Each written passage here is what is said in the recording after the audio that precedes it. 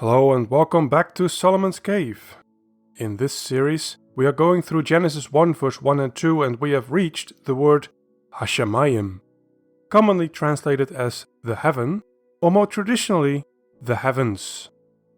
But before we delve into this word, a quick comment about the structure of this video and the next two videos.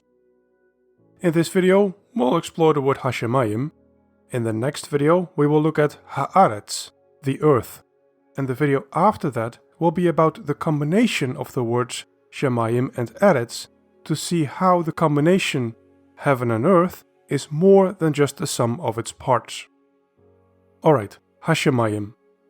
As with the first word in this verse, Bereshit, and also the word Ve'eth, which we saw in the previous video, this word has a prefix, which in English is a separate word.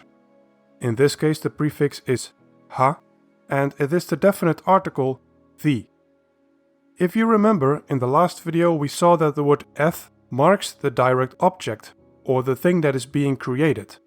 But I also remarked that eth can only be used if the direct object is definite. Now, with this definite article we can rest assured that no grammatical mistakes were made. The word Shamayim is indeed definite. Next we have to look not at the beginning of the word but the end.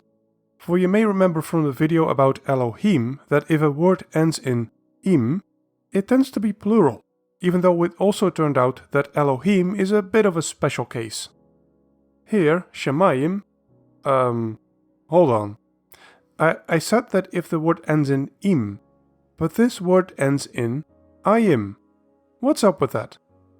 Now, at this moment a bunch of Hebrew students are probably wiggling in their seats, eager to give the right answer. Namely, that the noun ends in ayim, and that means it's actually a dual ending. For you see, Hebrew has this neat little thing called a dual that is typical for words that come in pairs, like hands, eyes, horns, etc. Now you form a dual by adding ayim to the end of a noun. But you form a plural by adding im to the end of a noun, provided this word is a regular and masculine noun. So then, what is the singular form of Shamayim? Sham? Sham plus ayim? Well, that would be Shamayim. And then you would have a dual form, right? However, Sham is a Hebrew word, but it doesn't mean heaven. It means there or over there. No. The singular form of Shamayim is Shamai. Shamayim. Oh, right. So it is a regular plural after all. It just happens to look like a dual even if it isn't. So not two heavens or both heavens, but just a plural word for heaven. Alright, next question. Is this indeed a word that has a plural form and a plural meaning, like 99% of all words in the plural? Or is this word a plural form but with a singular meaning, like for example Elohim? As in, should we perhaps translate heavens or heaven? Well, going by most modern translations, it should be heaven. And my dictionary calls the plural form a plural of spatial expansion, which, by the way, I will happily claim as their version of what I called a plural of greatness. But hold on, I'm a Bible scholar, and I'm not taking any translations or dictionaries' word for it. I want to see for myself. Remember how I reasoned in my video on Elohim? That all verbs, adjectives and other words connected to or referencing Elohim, when it was the God of the Hebrews, were always singular? So, how is that with Shamayim? There are 421 occurrences of the word Shamayim in the Old Testament. And, yes, I checked all of them. In most cases, Shamayim was not the subject of a verb. But 28 times it was. And guess what? Every time the word Shamayim was the subject of a finite verb, or in some cases a participle, the verb conjugated as plural. Here, take Deuteronomy 32 verse 1. Listen, Shamayim, and I will speak. Or this famous opening line from Psalm 19. The Shamayim declare the glory of God. and the rakia proclaims his handiwork. The rakia is also called an expanse or a firmament, see Genesis 1 verse 6 through 8, but that's beside the point. The point is that grammatically speaking, Shamayim is plural in a way that Elohim is not. So now we have to ask the question, are there more than one heaven? Here, let me put it in a table for you. Let's take the word Eretz, land or earth, see the next video. Its form is singular. Grammatically it is singular and its meaning is also singular. Then on the other end of the spectrum we have Susim, horses. Its form is plural, grammatically it is plural and its meaning is also plural. Next on this second line I put Elohim. Its form is plural but grammatically it is singular and its meaning is also singular.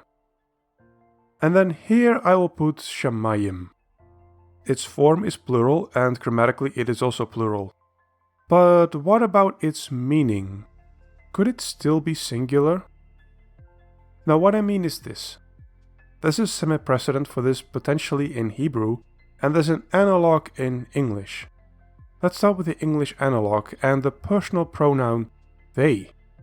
They is quite often a plural, third-person pronoun, referencing or referring to a group of people. They walk, they jump, etc. The verb conjugates without the typical s at the end, which you get when you say he walks or she jumps, etc.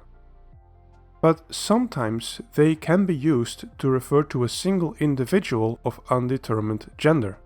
Like, I see the hooded figure as they walk across the street and jump over the railing. Did you see that? A singular, hooded figure is they, and the verbs walk and jump conjugate as plural.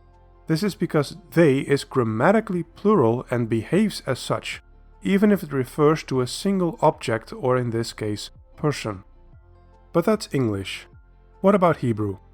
Does Hebrew sometimes follow strict grammar rules, even if it makes the reference feel a little bit odd? Why, yes. Here, let's look at Leviticus 19 verse 8 for example. And the eater of it, that is, he who eats, his guilt he will carry, for what is holy to the Lord he has profaned. That's the first half of the verse. Okay, and so we're clearly talking about a man. A man who eats something he is not supposed to eat will carry his guilt. Got it. Now the second half of the verse. She will be cut off, the soul, or here, person, that from her people. Or that person will be cut off from her people. All of a sudden the verb is conjugated for feminine singular. The word that is also feminine, and we are talking about her people. What's going on? Well, the word nephesh, which can mean soul, but here just means person, is grammatically feminine. So the verb, the demonstrative pronoun, and the possessive suffix are all feminine to refer to the grammatically feminine word nephesh, even though the reference, as we saw in the first half of the verse, is masculine. All that to say that it seems to be at least possible that Shamayim, though it looks plural and is grammatically plural, may refer to a singular object or concept. But let's put a pin in that for now and let's see what Shamayim may refer to then. Let's start again in English. In English, heaven can mean a whole bunch of different things. 1. It can refer to the sky or atmosphere. 2. It may refer to space where the sun, the moon, the planets and the stars are. 3. Or it is the place where God is, a place perhaps outside of space and time. 4. It can refer to a sort of invisible spiritual realm, which we sometimes imagine to be above us or sometimes we think of it as a separate dimension. 5. Or we think of it as the place where our souls go after we die. At least we hope. Most of these nuances, but not all of them, can also be meant by the Hebrew word Shamayim. For example, the sky is meant with the expression of Hashamayim, the birds or winged creatures of the air. Also, Deuteronomy 4 verse 19 says that the sun, the moon and the stars can be seen in the Hashamayim. Then the notion that Hashamayim is the place where God dwells, we can see clearly expressed in several places, including in King Solomon's prayer, for example in 1 Kings 8:20 and following. An idea also echoed in the New Testament and the opening line of the Lord's Prayer, Our Father who is in heaven. At the same time, though God is in heaven and reigns in heaven, the Bible also talks about the fact that God is greater than heaven, or that even the greatest heaven cannot contain him, like in the same prayer from King Solomon again, but then in verse 27. As for Hashamayim, referring to a spiritual realm, we can look at 1 Kings 22 verse 19. This is the prophet Micaiah son of Imlah describing a vision. I saw the Lord sitting on his throne, and all the host of Hashamayim standing beside him, on his right hand and on his left. Now I don't have time to get into the precise meaning of host of Hashamayim, but this verse and its context do support the idea that Hashamayim can refer to a spiritual realm, inhabited by spiritual beings alongside God.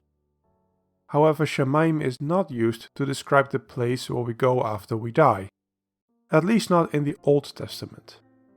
As for heaven being the place we go after we die in the New Testament, that's complicated, and perhaps for another time. Oh, speaking of the New Testament, and circling back to the question of singular versus plural, I suspect a bunch of you are eagerly waiting for me to mention 2 Corinthians 12, where Paul says that he knows of a man who is caught up in the third heaven.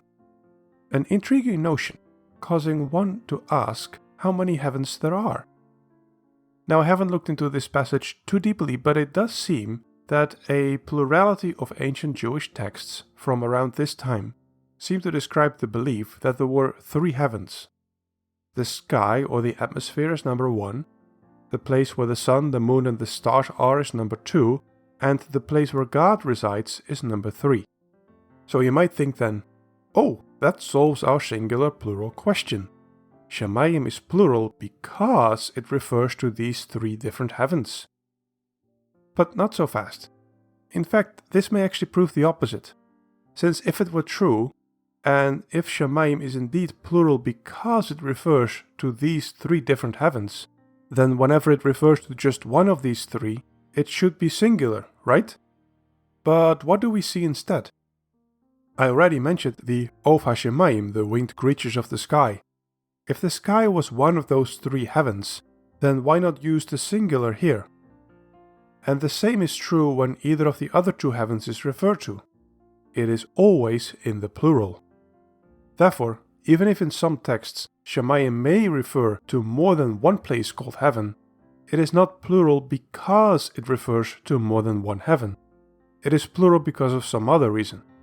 That reason being the greatness or spatial expansion of what it refers to.